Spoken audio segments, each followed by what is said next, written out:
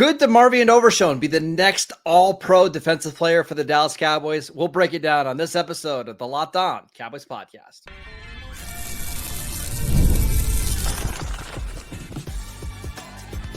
You are Locked On Cowboys, your daily Dallas Cowboys podcast.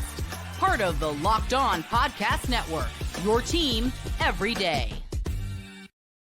Welcome back to the Locked On Cowboys podcast, part of the Locked On Podcast Network, your team every day. We'd like to thank you for making us your first listen of the day. This episode is brought to you by Ultimate Pro Football GM. Use our promo code LOCKEDONNFL, all caps, inside the game store to receive a free boost to your franchise. Go ahead, follow me on Twitter at Marcus_Mosier. He's at Landon or at McCoolBCB. Almost, for all these years, you think I would get it right. At McCoolBCB. You should really follow me at some point too. That's another thing. Is really follow me on Twitter at some point, Marcus. As long as we have it. All right. On today's show, we're going to be breaking down the All-22 from the Dallas Cowboys Week 10 loss to the Philadelphia Eagles, and we're going to try to be positive, right? Because I know there's not a lot of positive things to talk about with the Cowboys, so we're going to try to give you some things to be encouraged about. Let's start with DeMarvion Overshown, the Cowboys' second-year linebacker from Texas. Had a very strong game here. What did you see from the All-22? Yeah, I mean, this is like, I think what we saw from the game tape is easy to see. It didn't take the All-22 to see that DeMarvion Overshown was flying all over the field, was getting behind the line of scrimmage, shooting gaps, making tackles. I think the instinctual recognition, pull the trigger aspect of his game is incredible. And he sees and understands the flow of plays, understands how to attack them, is already very good at diving, ducking and getting underneath blocks and avoiding blocks to kind of knife back into the path of the running back in order to kind of, cut him off before he can get to the line of scrimmage. The area where I would like to continue to see him get better, and I feel like he could even create more plays than he already is that he is playing a little out of control at times. And I think that's part of the positive aspect of his game, as well as that he plays like he's got his hair on fire. But I think there is still some plays left on the field with him at times when he arrives too out of control. He can't gather himself and kind of make the tackle. That's not an uncommon thing for a young player, right? Like, that's coming into the league. They get used to the speed. Once they catch up with the speed, then suddenly they're overcompensating, right? They're flying to the football. And now that kind of last step is that the details of breaking down once you get to the ball carrier, securing the tackle and making sure that you bring the ball carrier down. So I think if Overshown can kind of just clean up that aspect of his game, you're talking about a guy that, I mean, he could be on a trajectory for, Pro Bowl, All-Pro, all that stuff. As a guy that is a versatile linebacker, coverage, running, and then as we've also seen as well, is really good as a pass rusher coming downhill. Yeah, I think a perfect example of his ability is on that Saquon Barkley play where he's flying across the field to make a tackle on Saquon. Like, he's a blur, but he doesn't really throttle down, and he ends up running over Eric Kendricks, who basically stood in the same spot for about 15 seconds before Saquon ran past him, which is a good that play right there is a microcosm of their linebackers. They have one linebacker that will fly all over the field, and then other linebackers that's just hoping that you run into him, and that's kind of how he makes tackles. There was also the touchdown that Jalen Hurts had. I believe it was to Dallas Goedert, where he was coming on a delayed blitz, should have had the sack, but he came in a little bit too fast.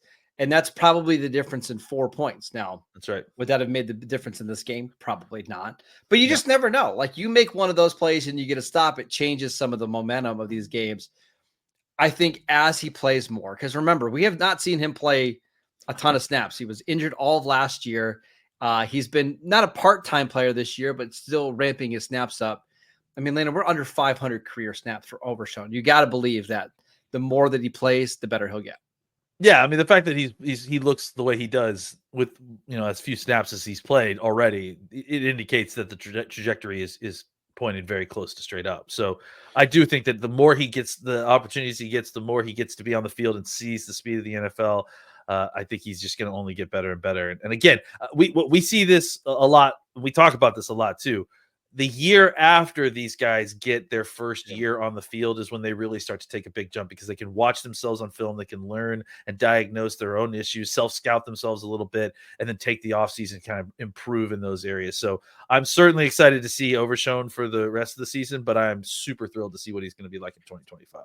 The other area where he could improve is in coverage. And you would think a former safety would be better in coverage than maybe what he is, but you're also getting a lot closer to the line of scrimmage. You don't have as much time to recognize and diagnose things. I'm not saying he's been bad in coverage, but we haven't seen maybe as many plays there as maybe I was anticipating. I think this is where he'll improve next year. If we see him become a more sound coverage linebacker, that's when I think we're talking about a ceiling of a Pro Bowl, all-pro player. Yeah, I agree, and I think it's just getting used to the new angles, the speed, the change. I think he has the athleticism to be a great cover corner, and I think he's got instincts. I'm not corner, cover linebacker. I think he's got the instincts. I think it's just about getting more reps, getting used to attacking a coverage situation from the second level as opposed to the third level. I want to ask you about the other linebacker, because obviously Eric Kendricks is not playing well this year. He's on a 1-year deal. Damone Clark came in and really struggled. Do they have another starting linebacker on this team, or is this going to be an area of need again next year? Yeah, I just, it's really hard to, like, at this point, get a feel for what you're getting out of Damone Clark. It seems like you're just wildly vacillating between solid play and very not solid play, so I do think that it's likely that you're going to have to look at the position again next year, for that other linebacker. I think they still have one more year of Damone Clark, but I just don't only know played 160 snaps on the year. Yeah, and that's surprising considering what we saw from him in training camp. Like, he actually was one of the biggest, winners of training camp. He looked really, really good. Yeah. And it just didn't ever kind of translate so well into the regular season. He had a really good game. What was it, like 3 or 4 games ago, where we were short some linebackers and he got a lot of snaps and he actually played really well. But as it is right now, I just don't know how you could trust that. Like, I don't know how you could trust that going into the 2025 season and think, oh, okay, we're set at linebacker because we've got, Clark opposite of Overshown. They're going to have to look at the position, to say the least. And maybe you get something out of Clark next year. He kind of solidifies, brings the spectrum of outcomes down a little bit. But as it is right now, I would say that linebacker is going to be something that the Cowboys are going to have to look at next year. And we should talk about Maris Leofau, who, I struggle with figuring out what to do with him, because against the 49ers, he played 34 snaps. Over the last 2 weeks, 21 combined snaps, only 5 against Atlanta. Just not on the field very much. I don't know what to think about him either. Yeah, he's obviously the other guy that, potentially could, stave off a veteran linebacker addition. But I just, we haven't seen. I feel like we've seen him make plays at times, but I've also feel like we've seen him make mistakes. It's almost in some ways a little bit like Damone Clark. Where it's just it's 2 good plays, 1 bad play, 1 bad play, 2 good plays, right? And he is a player, though, as we get further on in the season, which it becomes clearer and clearer that they're not going anywhere. Why not just lean into him playing more snaps? Definitely, because you need to know what you've got there. And maybe the reality is that as he plays more, he starts to play a lot better. And I certainly haven't given up on him as a quality starting linebacker. I just wonder about the trajectory and the speed in which he's going to get there at this point, if it hasn't arrived already. So I just think that, as it stands right now, he needs snaps, and I think giving them to him is a good idea, simply because you need to figure out what you've got in this linebacker core. And the possibility is that the more snaps you feed him, there is a potential that he actually, lives up and grows into the position a little bit more as the season goes on. And theoretically, I would think that Leofau and Overshown would work well together, because Leofau is more of the downhill thumper, take on your guards and fullbacks, where Overshown is your guy that can run and chase and make plays sideline to sideline. We don't have a lot to watch and root for the next 8 games. Mm-hmm. At least I want to see those guys play together for 30, 35 snaps a game, just to see what it looks like.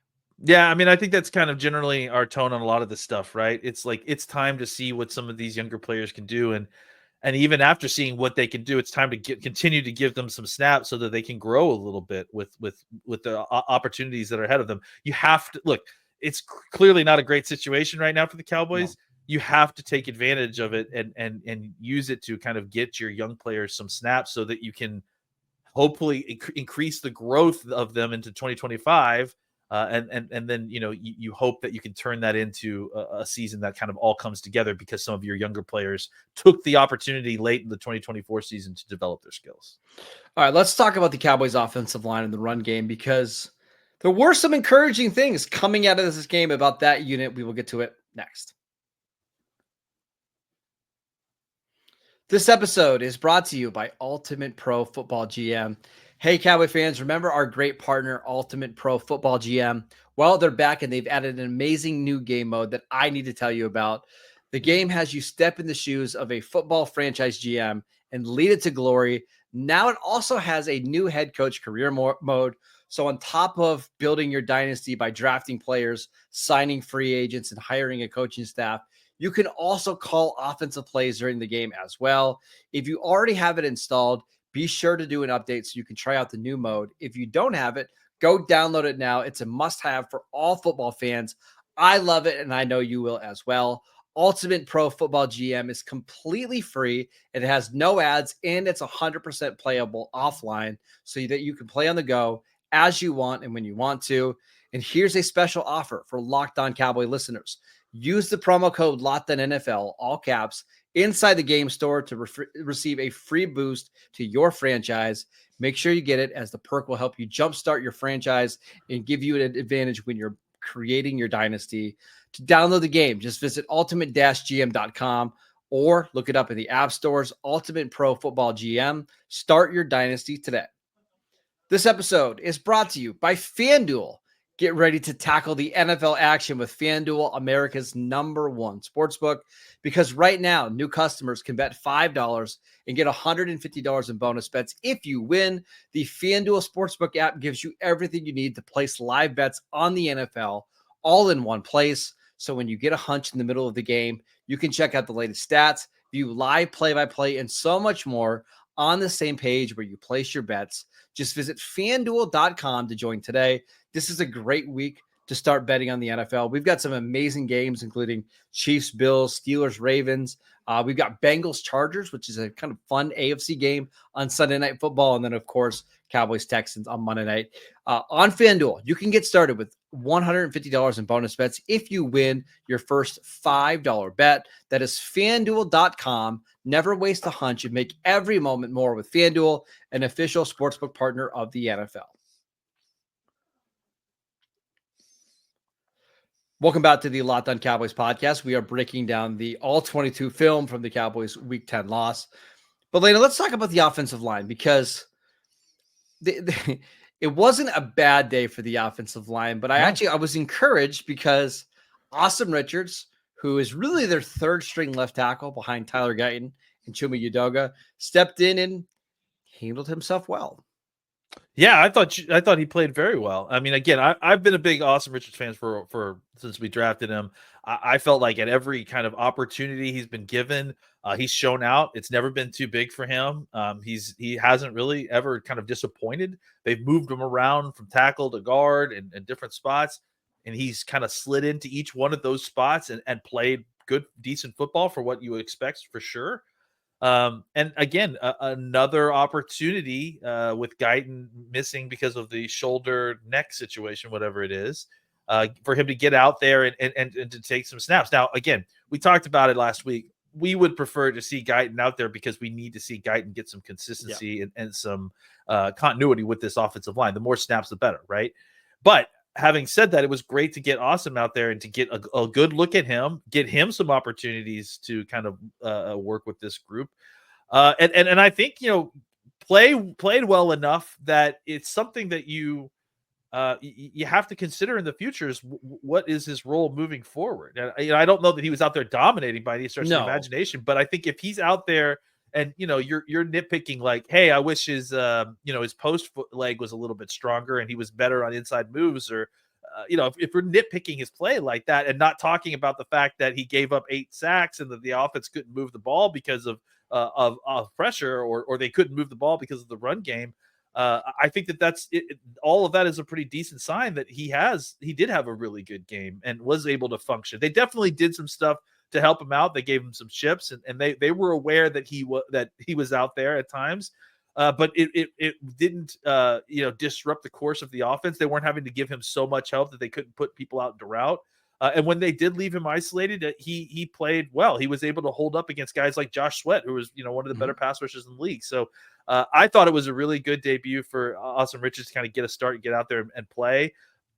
I think it should give him some more opportunities down the road to kind of potentially be in the conversation for maybe a starting spot in the 2025, or at least vault him into the conversation where you have another guy that's shown you quality football. Let's see what he can do in the offseason, and then maybe give him an opportunity coming into 2025.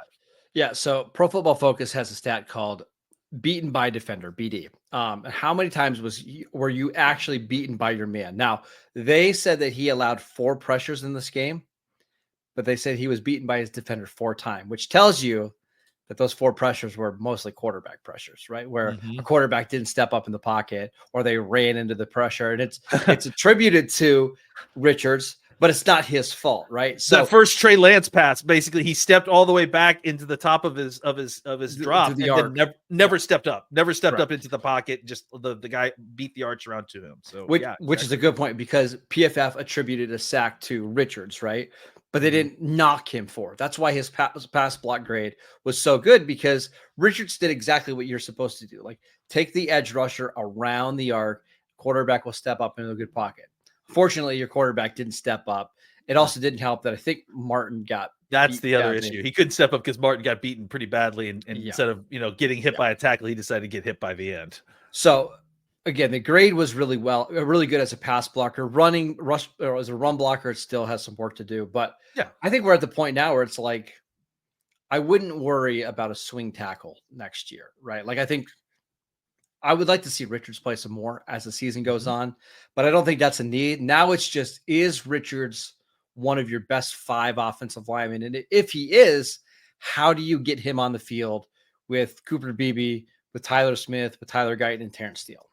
Yeah, and I think he needs an offseason for sure. Like, he needs to get stronger in one more offseason, and that will help with the run game, because that's really the issue here at this point, is that he's kind of a finesse player. He's he's not necessarily moving guys out of the digging guys out of the hole and moving their bodies, but he can stay between you and the quarterback just fine. He's got that kind of athleticism. So I think that we need to just kind of pin a pin on it. He needs to get more opportunities to get out there and play some snaps, and then on top of that, he's going to need to get a little bit stronger in this offseason.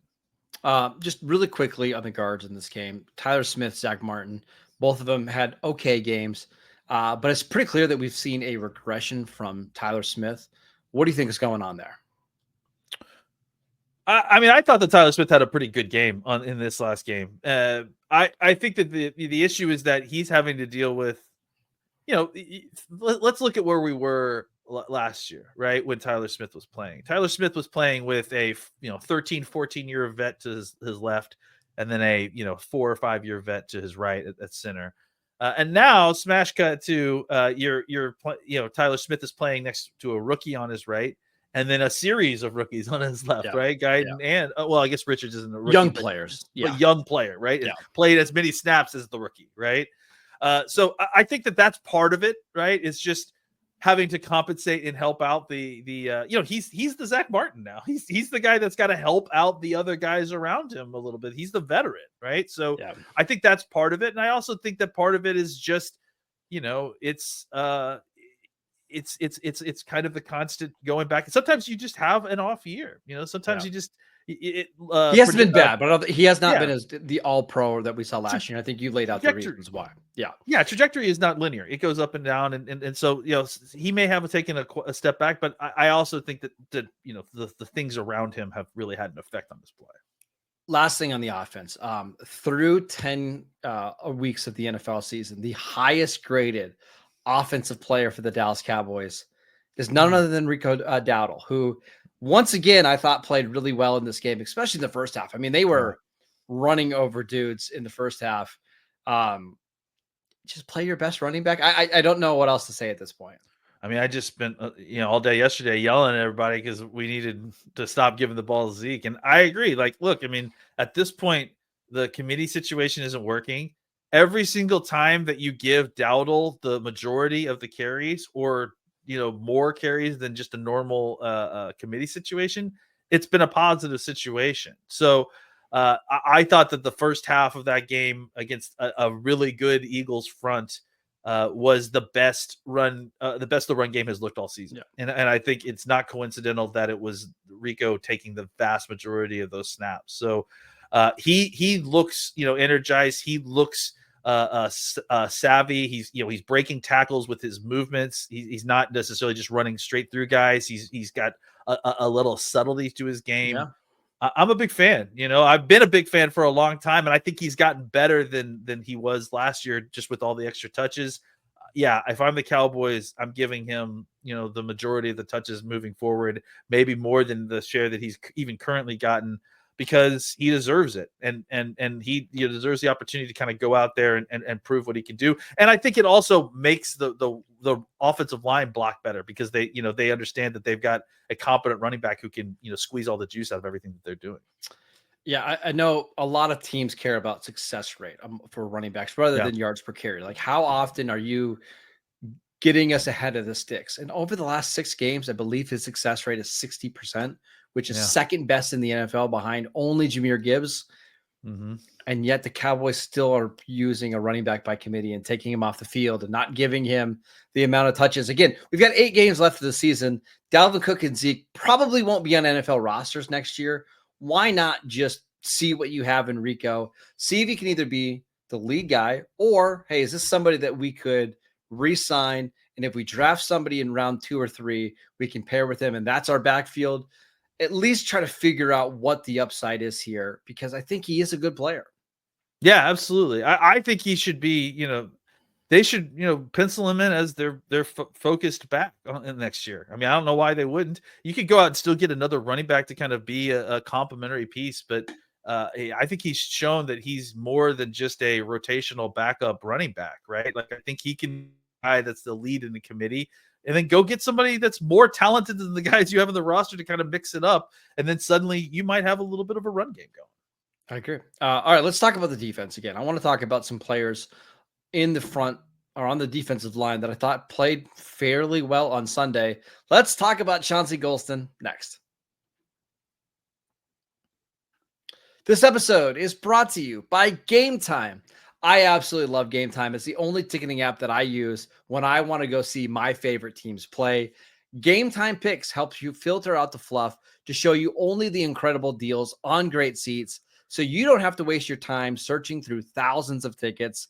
There's so many different features that I love about Game Time, but one of my favorites is the all-in pricing. You're going to know exactly how much you're going to pay for your seats.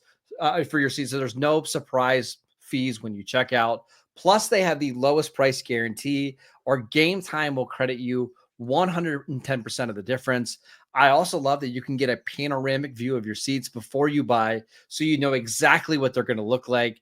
Take the guesswork out of buying tickets with Game Time Picks. Download the Game Time app, create an account, and use promo code LOCKEDONNFL for $20 off your first purchase. Terms apply. Again, create an account, redeem promo code LOCKEDONNFL for $20 off. Download Game Time today. What time is it? Game time. Welcome back to the Locked On Cowboys podcast. We'd like to thank you for making us your first listen of the day. For your second listen, check out the new Locked On NFL show. 2 shows every single day. 1 in the morning with Tyler Rowland, 1 in the afternoon with Tony Wiggins. The only 2 other NFL hosts that know what we're going through right now, Landon. It's been a rough season for us, but go download the podcast wherever you get your podcast in on YouTube. All right, let's talk about Chauncey Golston, who we talked about a couple of weeks ago as a player that continues to play better and better every week. What did you see from him in week 10?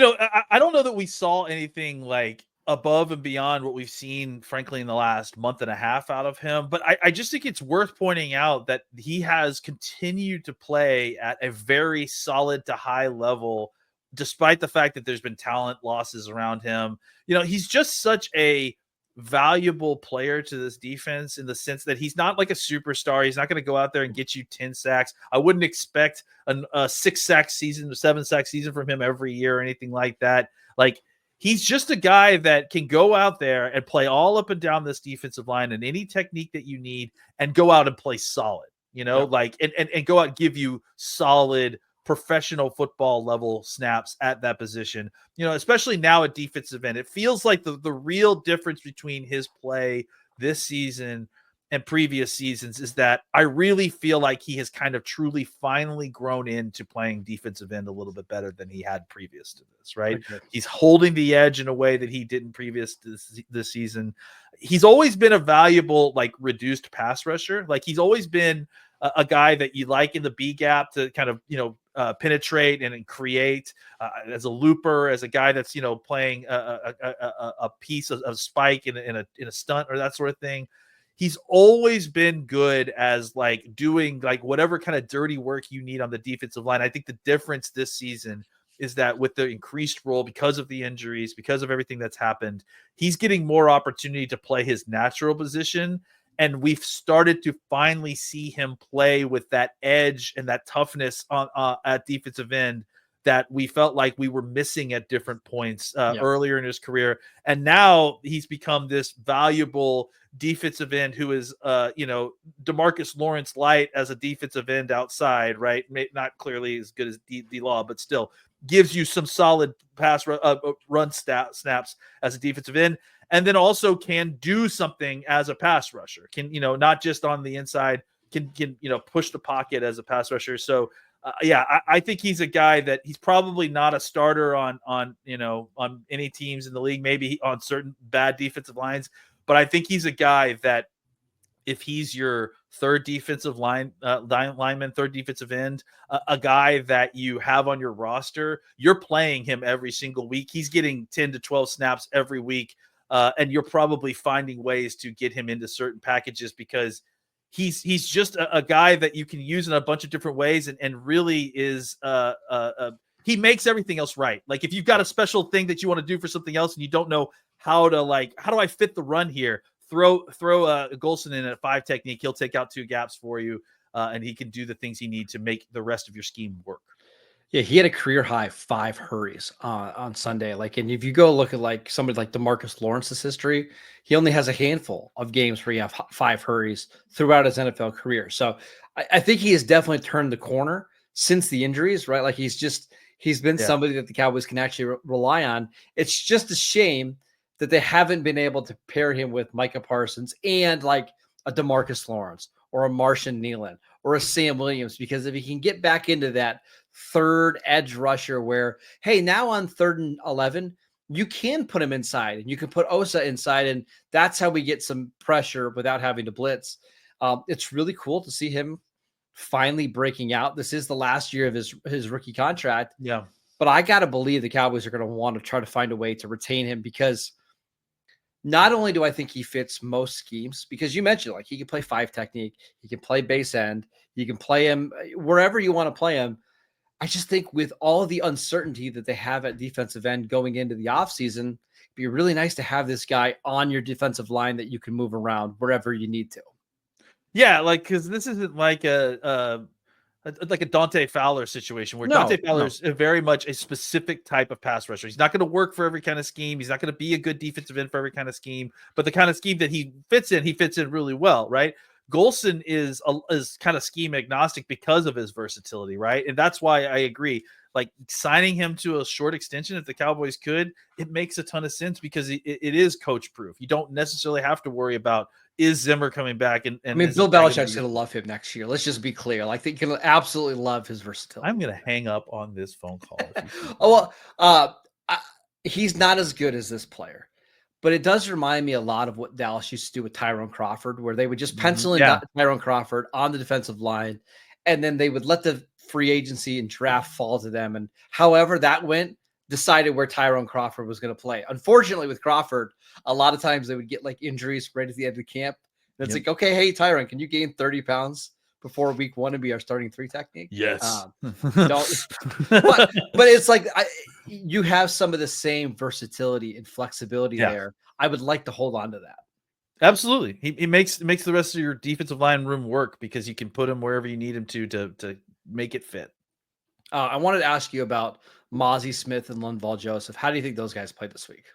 I thought Mozzie Smith had one of his better games. I thought, the defensive interior I thought looked way better than we anticipated. So I thought Linval, had some up and down moments, but Mozzie specifically, I thought really did have some really good plays, played decent football, way better than we anticipated because we were expecting this team to run all over this Cowboys defense. And I think we can officially say that this run defense has kind of turned a corner since the bye week. They definitely seem to be a little bit less leaky. Now, the passing defense is still leaving a lot to be desired at this point, but I do think that the Cowboys defensive interior may have made a little bit of improvement since the bye week. It's not surprising that your defensive line gets better once Micah Parsons gets back into the equation. It certainly helps quite a bit. All right, that is it for today's show. We want to thank you for making Locked On Cowboys your first listen every single day. On tomorrow's show, just a little catnip for you. We're going to do some draft stuff, including the number one player on Dane Brugler's board. We're going to talk about him and how he would fit with the Dallas Cowboys. So make sure you tune in for that. Follow the show on YouTube, wherever you get your podcast. We are free and available on all platforms. Follow Landon on Twitter @McCoolBCB. I'm @Marcus_Mosier, and we will see you right back here tomorrow.